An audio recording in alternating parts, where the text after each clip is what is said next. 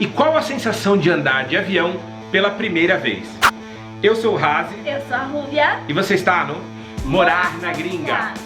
Sejam todos muito bem-vindos ao nosso canal. Aqui nós falamos sobre imigração, morar fora do Brasil, trabalho no exterior e um pouco mais sobre nossas viagens. E hoje a gente trouxe esse tema porque muita gente quer saber qual que é a sensação, né? O pessoal diz de andar de avião pela primeira vez, mas eu vou dizer voar de avião, né? A gente não anda de avião, mas é muito comum o pessoal falar andar de avião. Então não vou ser eu aqui o chatão aqui que vai ficar dizendo, não é andar, é voar. Então, vamos lá. O que a gente pode dizer pra vocês? A gente já tem aí uma extensa, né, experiência, né, Ruba? Já decolamos e aterrissamos várias vezes, graças a Deus, né? E a gente veio partilhar com vocês essa sensação de voar, andar de avião pela primeira vez. Nossa, gente, esse negócio de estar no aeroporto, sabe? Só de você se preparar, assim, é uma coisa, é uma preparação mesmo, porque uma coisa muito normal é você pegar um carro e sair dirigindo, ou então você pegar e ir para uma viagem. Pode ser bem interessante e bem legal também, né? Principalmente quando a gente quebra a nossa rotina e vai para uma praia ou alguma coisa assim. Porém, voar de avião tem todo um... como é que eu posso dizer? Uma magia, pelo menos na minha cabeça é uma magia. Você tem vários passinhos que você tem que seguir. Você tem que fazer o check-in. Se você não sabe o que é o check-in, é para dizer, olha, eu quero, eu realmente vou estar nesse voo, eu vou aparecer aí tal hora, eu vou colocar a minha mala, vou despachar uma mala e o meu voo vai ser o número tal. Muitas companhias aéreas, elas já dizem qual vai ser a cadeira do seu voo muito antes, né? Mas as companhias que cobram mais barato, que é geralmente onde a gente voa, né? Onde a gente voa, então a gente só fica sabendo na hora qual que vai ser a nossa cadeira. E também quando a gente está ainda ali no aeroporto, depois que a gente conseguiu ali despachar as nossas malas, vem toda aquela nossa procura pelo gate, pelo portão. E lá no aeroporto, pra mim, marinheira de primeira viagem, eu ficava olhando assim, aqueles painéis gigantes, tentando entender o que estava escrito aqui na minha passagem e o que estava dizendo ali, porque muitas vezes o que está impresso na passagem, que é o número do gate, o número do portão, ele pode mudar. Então você sempre tem que estar olhando lá no painel. Gente, muda, né? Lembra que a gente estava em Londres uma vez, tá? Gente, quando a gente fala assim, a gente estava em Londres, não é que a gente está querendo dizer que a gente está, né? Não, é porque são viagens baratas aqui. Na Europa, né, em Portugal, a gente está em Portugal, então para ir para Londres não é tão, né, na Inglaterra não é tão difícil, às vezes custa 19 euros, 15 euros, 7 euros, dependendo do tipo do voo, então é uma coisa, parece uma passagem de ônibus aí, sei lá, São Paulo, Curitiba, no Brasil, não é uma coisa absurda, né? Sim, então nessa ocasião que nós estávamos em Londres, o portão mudou e o aeroporto onde nós estávamos era imenso e a gente teve que sair correndo para não perder. 1,1 km correndo dentro do aeroporto. 1,1 km. A gente contou depois qual era a distância pelo Google Maps, de onde que a gente estava, onde a gente foi e o tanto que a gente correu. Mas foi correndo mesmo, porque assim, praticamente a gente já tinha perdido o voo, já tinha dado a hora, né? Nós chegamos no aeroporto e teve um contratempo, né, Rúbia? Teve uma parte de carimbo lá do passaporte, da culpa. Não sei o que aconteceu lá. Aquele foi o dia. Nós, dentro das nossas mochilas, nós sempre carregamos pasta de dente. Creme dental. E bem naquele dia estava ocorrendo uma inspeção, todas as pessoas que tinham creme dental, shampoo dentro da mala, frascos pequenos ou grandes, eram levados para um aparelho para perceber se tinha alguma coisa dentro dos produtos. Se tinha droga, né? Basicamente isso. Eles olham, né? Eles analisam para ver se dentro do gel ali não tem alguma outra substância ilegal, ilícita. E nisso todo mundo ficou atrasado do voo. Nós, todos. E aí quando a gente passou, viu que tava tudo bem, a gente pegou a mochila e saiu correndo. Só que dentro desse aeroporto, por ele ser muito grande, tem um trenzinho que levava do ponto A ao ponto B. Mas como a gente já estava atrasado até procurar onde era o trem, a gente já decidiu sair correndo. E foi correndo. E aí a gente passou pela Duty Free Eterna. Era uma loja de Duty Free, gente, que eu nunca vi ela acabar. Duty Free é aquela loja sem impostos, né? Então tem joias, tem relógios, chocolate, iPads, computadores. E a gente saiu correndo e eu suava, o Razi derretendo. E a gente correndo assim, duas malas cada um, né? Porque uma mochila na frente e uma mochila nas costas, né? Correndo daquele jeito. A gente chegou, já tava a fila, o pessoal entrando. né? Já tava a fila do lado de fora. Agora você imagina, você quer, né, já tem toda essa coisa, esse ritual todo pra você fazer um voo. E ainda a gente aparece um perrengue na metade da história, né? Como é que não tava o nosso coração pra voar aquele dia, né? Na realidade era nosso retorno, né, de Londres pra Portugal, né?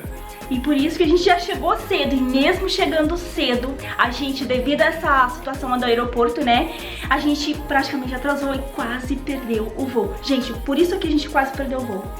Aí depois começa, né, a parte, né, já tava com, né, o coração assim, mas em vias normais geralmente a gente tá um pouco acelerado, porque, né, mas depois tem sabe, aquela ânsia, será que, né, o avião vai partir, será que vai atrasar, né? Nesse caso aí ele atrasou, ainda bem que a gente conseguiu, que ele atrasou, senão a gente ia perder ele de qualquer forma. Aí você sobe aquela escadinha, né, depois você ali dentro, você senta, fica esperando, liga os motores, liga ali as turbinas, aí começa aquele zumbido no ouvido, né, aquela coisa, aquela pressão. Quando o avião dá aquele primeiro tranco, eu acho que o piloto lá ele deve puxar, né, alguma coisa para acelerar, né, porque precisa de aceleração, né. Então aquele você cola na cadeira assim, e aí que você começa a sentir que tá descolando, né, do chão, né? E é engraçado que mesmo você estando ali no corredor, você faz assim com a cabecinha pra olhar pra janela e você vem fazendo assim. Aí dá... É engraçado, eu usei essa palavra descolando do chão. Sabe que aqui em Portugal, né, eles usam a palavra como descolar e aterrar. Não é... aterrissar, né? Não é aterrissar e nem decolar, é descolar. É interessante, né? Então você descola do chão, você sente que você já não tem mais aquela sustentação do chão. E ali, lá no alto, né, dá aquela, assim, quando o avião para e ele estabiliza, dá aquela sensação de agora estamos indo, né, tá tudo bem. Mas às vezes, né, o que acontece? Algumas vezes também dá aquelas turbulências, gente, aquele tremor assim, aí que seu coração vai pra boca fora mesmo. Você acha que... Mas assim, a turbulência é a coisa mais normal que tem, tá? É que nem passar sei lá, numa rua acidentada, então pega vento na asa, então começa... Né? A gente acho que nunca pegou uma turbulência muito forte, né? Não, só teve uma aterrissagem que nós pegamos, que foi mais violenta, que todo mundo ficou assim meio apavorado, mas só foi aquela vez. Eu peguei muitos anos atrás eu viajei pela Copper Lines, e eu peguei um dia que o avião passou por uma chuva. Ele começou a subir e aí o tempo ficou muito escuro de uma vez e a gente via assim, mas tremia muito. Eu falei, nossa, agora parecia sei lá, uma montanha russa mas muito pior, sabe? Aquelas montanhas russas de parque. Falei, putz, agora já era, né? Aí depois ele conseguiu ficar por cima daquilo, sabe? Mas foi assim, uns bons 2 minutos assim, tudo tremendo mas assim, o avião é feito para aquilo, ele aguenta, sabe? A fuselagem dele aguenta, não é uma coisa absurda.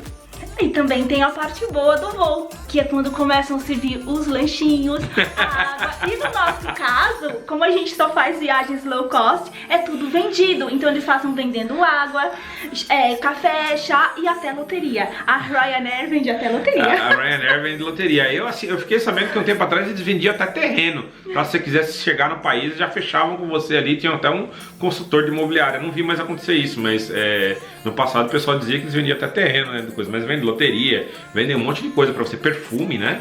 Sim, perfume, computador. Se você quiser não tá ali dentro do avião, eles te dão um catálogo, obviamente, mas com preços melhores, né? Do que o preço no país com impostos. E você não paga impostos por aquilo, tá? Quando você tá nessa parte aérea, entre um país e outro, e tá no Duty Free, né, na área internacional, você consegue comprar coisas mais baratas, vinhos, né, esse tipo de coisa. A gente comprou vinho, né? Não. Eu já comprei cartão de memória pra câmera que falhou, esse tipo de coisa, já consegui comprar nos catálogos. Mas tem assim várias coisas. E a parte de comida, né, como, obviamente, né? Então, gente, tem as torradinhas, os cafés, né? Nessa parte... Croissant, salgado. Né? Nessa parte, quando a gente viajou, que foi pela Ryanair, eu sempre compro cappuccino, bem gostosinho. Não é barato, tá? Um cappuccino acho que é 3 euros, é isso? Uma média de 3 euros. Não é barato. Mas, assim, contando que você tá lá no ar, né? Então, fazer o quê, né? E outras sensações aqui, né? Pela primeira vez que você tá voando, você fica assim, meio assim, será que eu vou no banheiro? Será que eu não vou no banheiro? Será que eu vou no banheiro, né? Pô, o banheiro, além de pequenininho, né, tem aquele negócio, o avião não é uma coisa, apesar de estar bem estável, às vezes ele tá ali mexendo, né, então se você vai usar, assim, o homem, né, que tá ali em pé, ou a mulher que tá ali sentadinha, né, pode sair as coisas ali pro lado, né, mas e assim, se você tiver que realmente ir no banheiro, tenta ir quando estiver no aeroporto, né, uma boa dica, né, mas se tiver que ir no banheiro do avião, tenta ir no começo, porque no final vai estar uma nojeira, né, que muita gente começa a usar, e aí aquilo fica horroroso. E, gente, depois de tudo isso, a gente começa a perceber ali que vai acontecer o pouso. Aquela sensação, assim, de que o avião tá abaixando, tá descendo, já dá uma pressão no ouvido. Acho que quando desce muito rápido, talvez a despressurização da cabine, alguma coisa assim, você já começa a ficar tendo que assoprar, sabe, o ouvido, porque vem aquela pressão, né? Não é todo mundo que sente isso, alguns voos eu não senti, mas a grande maioria eu sinto sim, tá? E depois o avião é aquela tensão, né? Que ele vai, né? Aquele negócio, você vê o chão chegando e fala, não, vai dar certo, vai dar certo. Tem gente que começa a rezar, tem gente que, né? E aí até que ele toca o chão. No momento que ele toca o chão, ele faz eu não sei se ele já desligou as turbinas ali naquele momento, porque ele não vai poder estar acelerando mais, né?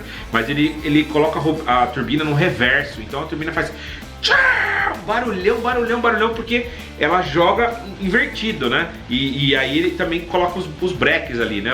Ele começa a frear. Então ele tenta grudar e aí, sabe, é uma barulheira. Mas aí quando você já sente que já tá desacelerando, aqueles trancos, tá assim, você já vai se sentindo bem, né? Eu senti já aquela emoção de... chegamos. Na Itália, geralmente o povo aplaude depois que pousa. Nunca vi isso, o pessoal vai lá, aplaude. Ok, legal, mas é muito engraçado, é coisa cultural do povo, né? Então, gostou desse tipo de conteúdo? Já deixa aí o seu like, né? E assim... A gente vai tentar trazer sempre coisas legais assim pra vocês, coisas sobre as viagens e tal. E se você tiver alguma sugestão, ou se tiver alguma pergunta, né, sobre como se sente voando, né, como que é viajar, coloca aqui nos comentários que a gente vai ter todo o prazer em responder pra vocês. E até o próximo vídeo. Morar na Gringa!